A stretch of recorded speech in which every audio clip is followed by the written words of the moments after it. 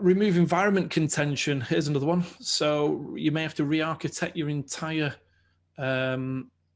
solution. So, we're kind of trying to picture here some, how it might look. So if you've got front end teams, if you have middleware teams and back end teams, yeah, people say, well, that's pretty poor, because surely you should have these cross-functional teams where you've got your front end, your middleware, and your data all together. Well, maybe some organizations organize themselves as a central middle-ware team and different front-end teams. Again, you can talk all day about what's the right or wrong way of doing this. And yeah, there may be some good practice out there, some patterns, but ultimately what we're talking about here is Conway's law, and about how we structure our teams and what the impact of that is. And sometimes it may make sense to combine all your middleware into a single team.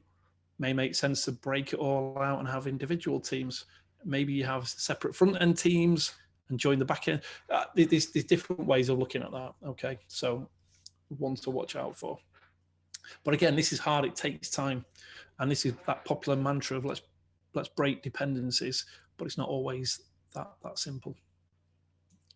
The next one is removing environment contention. You would hope all this cloud stuff we've been doing for a long time now is going to solve all of our problems, and we don't have any more problems with contention. So if you've got two development teams who are trying to share the same test environment, things get really ugly very quickly, particularly if you have no way of managing that.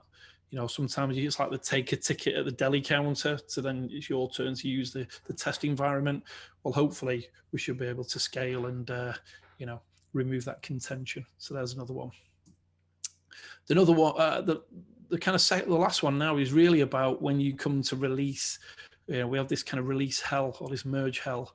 And one of the techniques developers can use to reduce that impact is, break it, in fact, is to just use feature toggles. So we're going to release untested, unfinished code into a live environment, but it's switched off.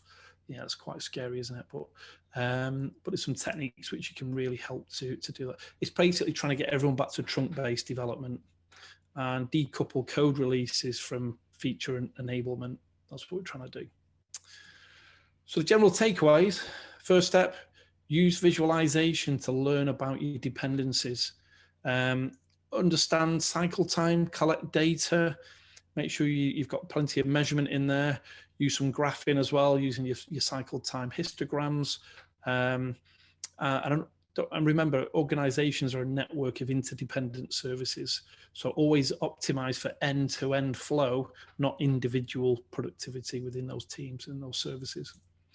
And yeah, so that is the end of it.